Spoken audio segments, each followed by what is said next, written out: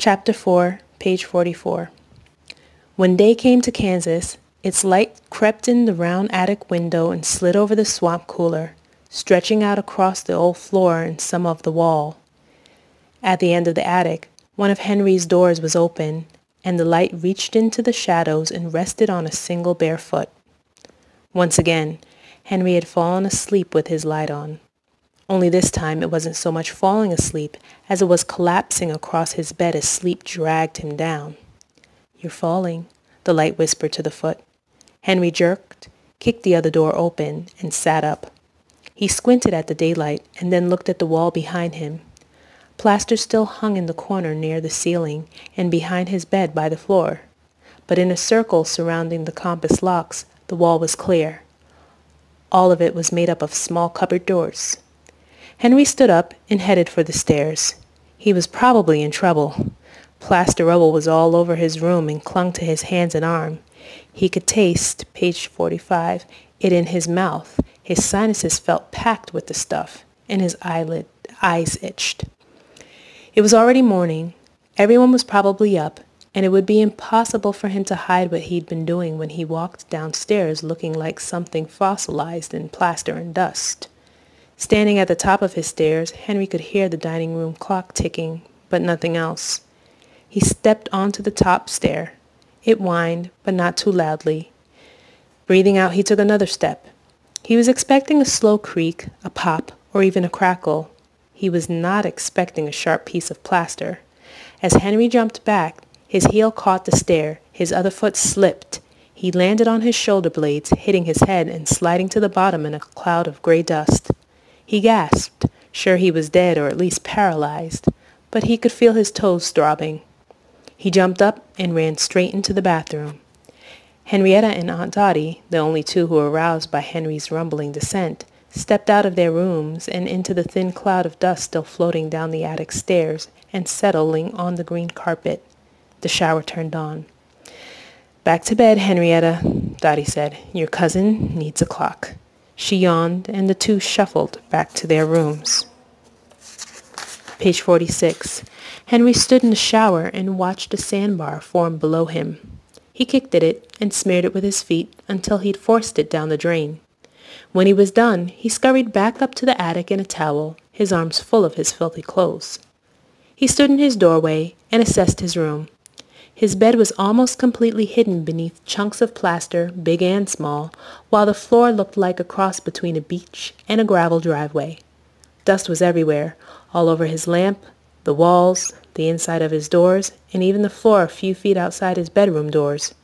He really had no idea how he was going to clean the mess up, but at the moment he didn't care. He was staring at his wall. At the very first, when he had only just found the second door, he had assumed the wall was some sort of built-in cabinet. But the second door was a very pale wood, almost white, completely different from the first door. He didn't know what kind of wood it was, but then nobody in Kansas would have. There were only two people alive who would recognize the wood in that door. One was a man living in a run-down apartment in a bad part of Orlando. He would have recognized it and then tried to find something strong to drink because he very much wanted to believe that most of his childhood had not actually happened. The other was an old woman in France. Her husband, page 47, had returned from the First World War with some very strange stories and a small sapling in a tin cup. He had told her its name then, and the name of the man who had given it to him, and she'd never forgotten it either. The tree is in her backyard garden now, squat and strong, and before her husband died, years ago, he made her a jewelry box out of one of its limbs that had been torn off in a storm. Henry did not know these people. He had looked at the small wooden door with its pale grain and silver-lined keyhole, and he had dragged his finger across it, unable to read the story the wood told. "What are you?" he asked out loud. Henry had continued chipping plaster and uncovering doors until he could count 35 in all, and he had no doubt there were more. Most of them were wood, but all of different sizes, grains, and colors. The shapes varied as well as the designs. Some were plain, and some had surfaces so intricately carved that getting the plaster out of all the curves and crannies had been impossible. Some had knobs, some small handles, some slides or things Henry had never seen. There was one with nothing at all. He had pushed and pulled and lightly thumped on every single one, but without effect. And then, always, he'd gone back to chipping plaster, making his newly sharpened knife dull and duller. A large blister now crowned his thumb, page 48, from pushing on the blade to keep it open, and the knuckles on both of his hands were missing skin. Henry tipped through the rubble and dug some clothes out of the crammed drawers in his dresser. He pulled them on and then went down to the kitchen to find the broom and dustpan. He also saw the clock in the dining room and realized why nobody was up. He swept all the dust and gravel off his floor and the floor of the attic and once again dumped it onto his blanket.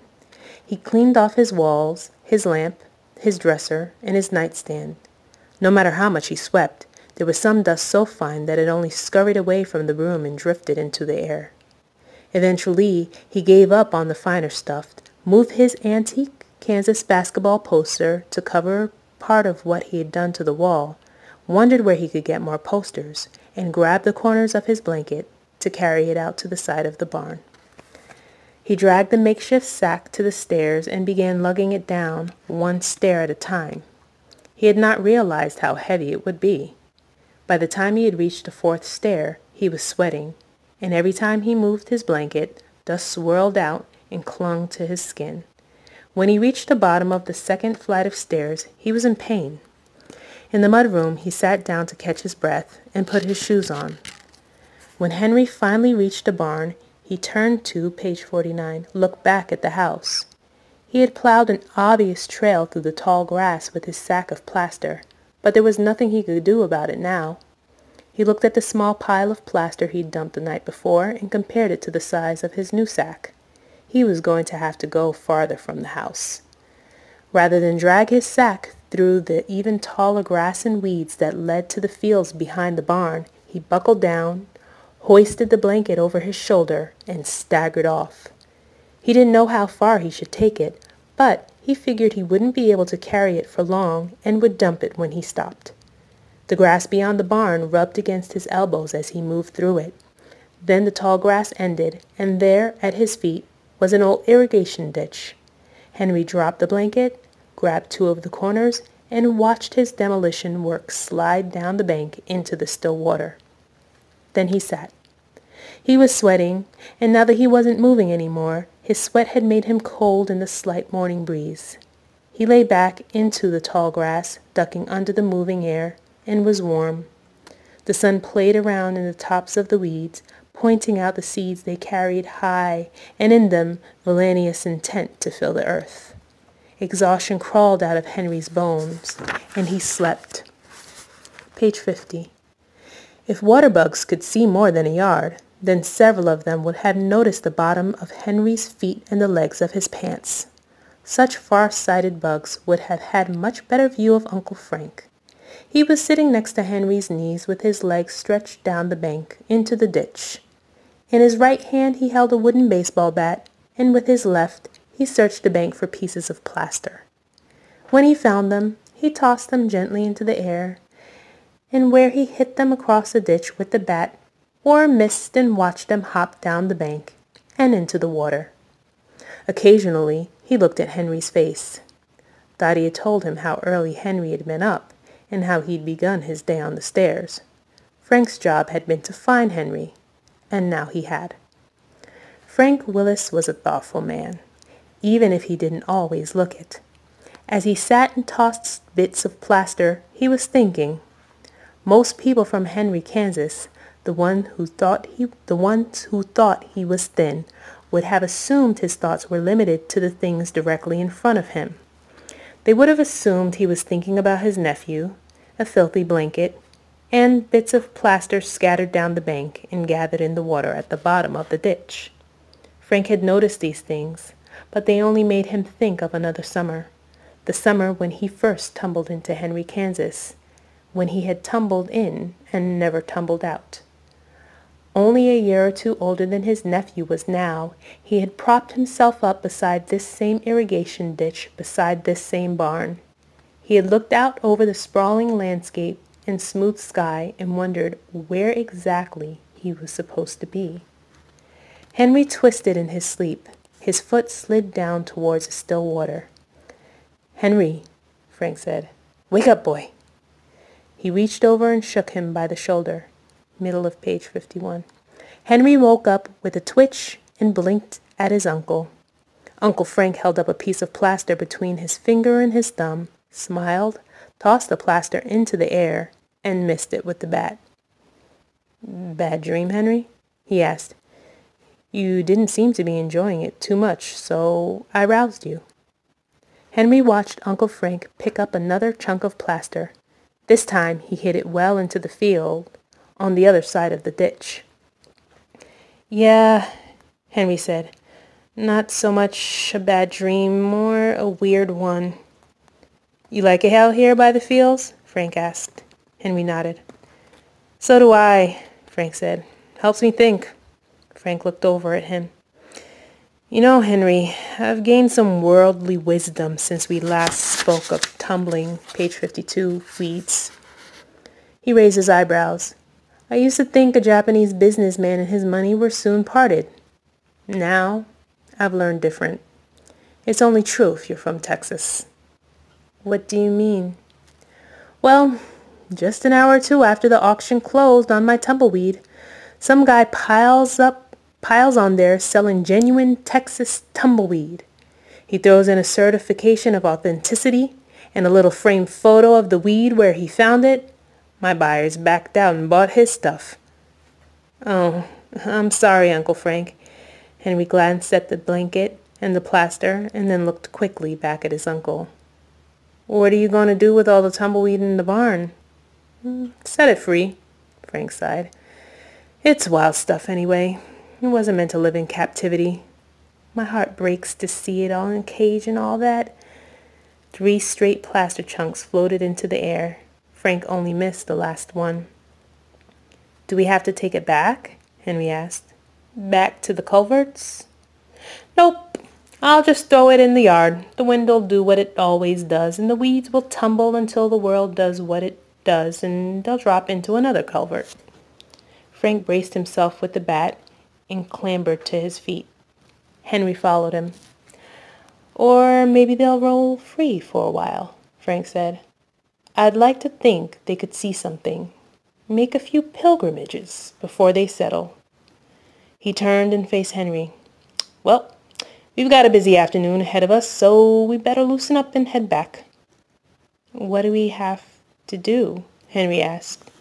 "I sharpened your knife up a bit last night, but I wanted to put a little better edge on it."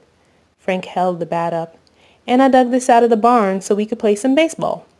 He stepped off through the tall grass. "And don't forget your blanket," he said over his shoulder. "You might want to shake it out. It's looking pretty gritty." Henry did shake out his blanket, then nervously followed Uncle Frank back towards the barn. "Heard you fell down the stairs this morning, Henry," Uncle Frank said. "You don't seem too much worse for wear. I've been down those myself. I only broke my collarbone." "Yeah," Henry said. "It was early. I thought I slept in again." "Oh, don't worry about that," Uncle Frank said. "Boys should sleep in during the summer.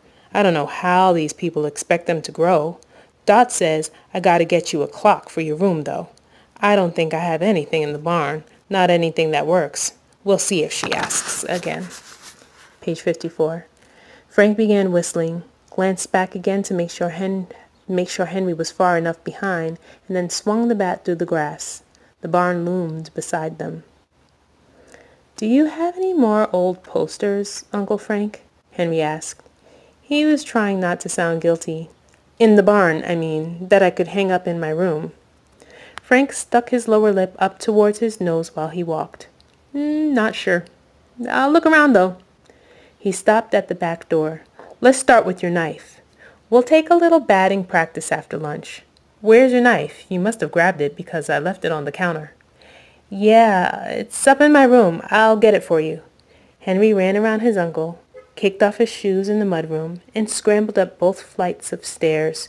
In his room, he threw his blanket back onto his bed, kicked his filthy clothes from the night before underneath, and grabbed his knife off his dresser, and then hurried back down. He found Uncle Frank sitting at the dining room table. "Don't know why a boy shouldn't run," Frank was saying. "He's just excited to get his knife sharp." He was unrolling an old cloth. Aunt Dottie stepped in from the living room. She smiled. "Careful, Henry. You won't have much knife left when he's done, and he's not too good at straight lines." She ducked away before Frank could answer. "It'll be sharp," he yelled after her. "Don't know what she's complaining about." "Okay, Henry, fork it over." Henry did, and Uncle Frank examined it. "To tell you the truth, Henry," he said, "I don't know why I ever bought you this knife." Henry's heart sank. He had thought it was impossible for his uncle not to be suspicious about his blanket and all the plaster, and now trouble had finally come. "It's worthless," Frank continued. "The blade's already down to a nub, and the tips broke off. I can still sharpen her up for you, but if you need a new one, you take off and do whatever you want to do. This'll take me a little while. I'll holler when I'm done. Your cousins are playing out in the barn if you like," Dottie said from the living room, and the vacuum growled to life. "Thanks!" Henry yelled. But he went upstairs to his room. When he got there, he found Henrietta kneeling on his bed looking at the wall. Her hair was pulled back into a tight braid. "I took the poster down already," she said. "I hope you don't mind." She glanced back at him, and her smile was wide. She looked different. Page 56. Without her thick curls, even smaller even. Henry watched her put both hands on the wall and run them over the doors. "What are they all for?" she asked. "Probably to put things in," Henry said. "I mean, exciting things," he added. Henry flopped down beside her, and the two of them stared at the little cupboard doors. "How many more do you think there are?" Henrietta asked. "I bet they cover the whole wall," Henry said. "You tried to open every one?" She reached out and wiggled a knob. Henry nodded. "I did. I wrecked my knife getting the plaster off last night, and I won't be able to use it tonight because your dad's sharpening it again. He'll wonder if it's dull again tomorrow." Henrietta looked at him. "There are some old tools in the basement, and some more in the barn. I bet there's a chisel. Do you want me to check?" "That'd be good," Henry said. "It took me forever last night. I kept on worrying that I was scratching the doors. I hope we don't mess any of them up." "I like the white one best," Henrietta said, and pointed. "It looks happiest. Some of the other ones don't seem to want to be here, but the white one seems just fine."